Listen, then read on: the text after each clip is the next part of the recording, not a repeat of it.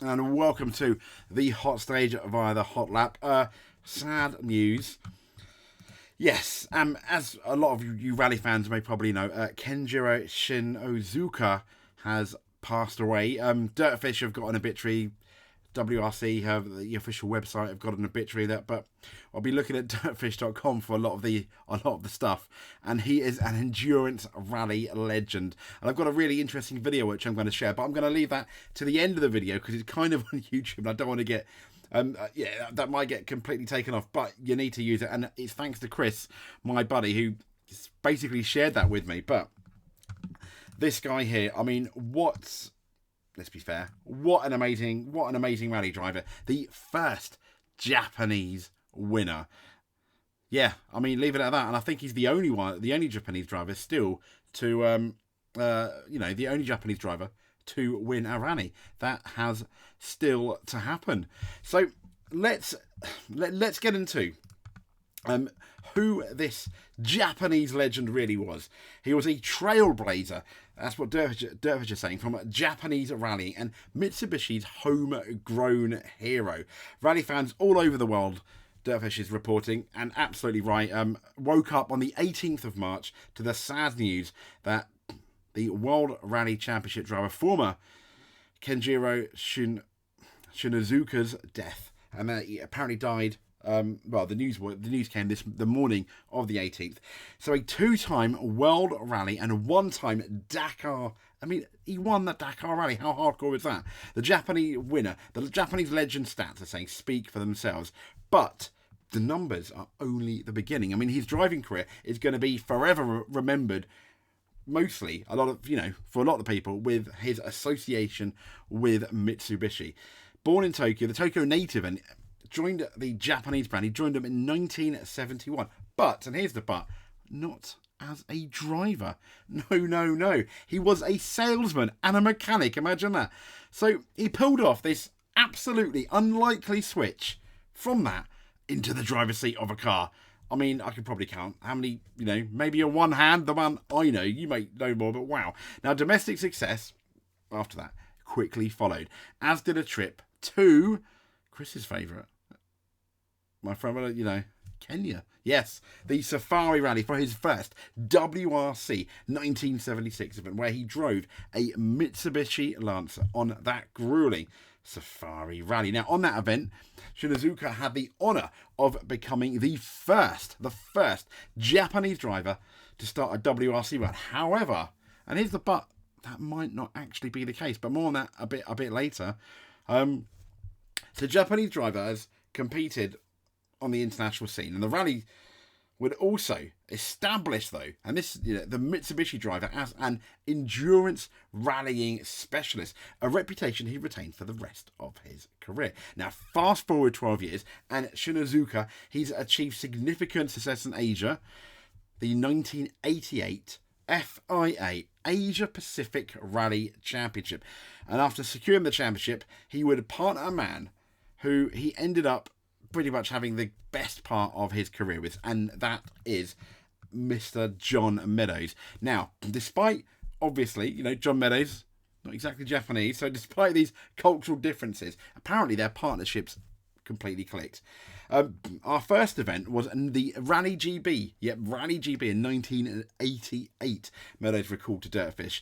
Shinozuka's car was run by Rally Art Japan, not Rally Art Europe, so 90% of the team were Japanese, which was certainly something different to me, he said. But I'd heard Kenjiro wanted a co-driver with a northern English accent, as he could understand the harsher, how crazy is that? The harsher vowels of the accent better. Clearly he put some thought into it. You need to be able to understand your co-driver, absolutely you do in rally, and he felt the northern accent was like John Meadows, like his, he says, like mine, was better for him. But the pace notes were always really good with him. We only ever had a contract for one event at a time, and we were together for 5 years. The relationship obviously worked.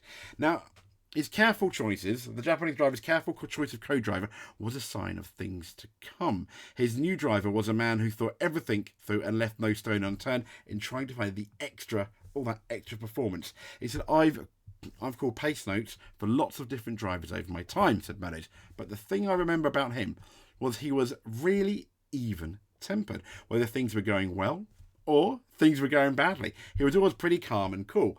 He was quite a thoughtful guy. His driving style, Hussein, and this is quite interesting, wasn't flat out all the time. He was at 99%, and he used to be quite protective of the car.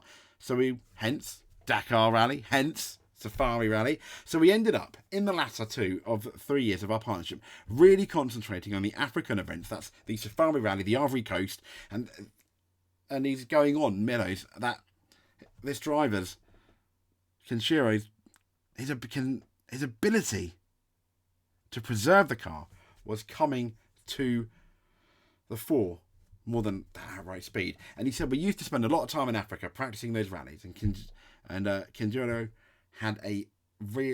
was a really hard worker. So doing this recce with him 7 days a week, starting at 5 o'clock in the morning and going until dark every day. But that was fine by me. I'm of that mind as well. Now, even in the early days, Meadows says he knew what was what. He knew he wouldn't be as quick as the other competitors during the daytime driving, but the night stages between 1 and 5 o'clock in the morning, wow, were where he knew he could make up time, as everyone else would be just trying to survive. So he put a lot of effort into practicing at night because he knew that would be his strength. I guess it's accentuate the positives, hide the negatives. And of course, that was fine with me, Meadows went on to say, as I come from a road rallying background, so I was used to competing at night. The intense preparation from the duo put in prior to the African events meant Shinozuka was able to fully focus on driving once the rallies got underway. That's where the trust the Japanese driver had with his British counterpart really, really paid off. I mean, this guy, he was really thought of in the organisation. He was really quite a senior employee in respect to Mitsubishi, I think, commented Meadows. He was really well known in Japan already, but he obviously got even bigger after that. After that first win. The team told me at the next event that we were on posters all over in Japan. They said, do you know you're famous in Japan, John? You're on these posters everywhere, which John was pretty much saying was quite strange. And that was, and when speaking, that was I think shortly after the WRC victory on the 1991 Ivory Coast Rally. He became the first and so far only, as we said, Japanese driver to win a WRC event. Now, while that was already a major accomplishment for, he was 43 years old, to achieve glory for Mitsubishi after 20 years as a Mitsubishi company man, made that win even sweeter. I mean, it's like the end to a Disney film, isn't it? So, I mean, yeah, having already started his brilliant Dakar career in 1986, he also achieved another first for Japanese motorsport as he became the first man from Japan to win motorsport's most grueling event in 1997. And of course, that too came behind the wheel of a Mitsubishi as he steered his, I'm probably going to get this pronunciation wrongly, Pajero to victory in the Sahara Desert. Now, after 22 Dakar starts and having achieved an incredible 21 stage victories, 7 podium finishes, he finally hung up his helmet after the 2007 edition, aged the ripe old age of 59.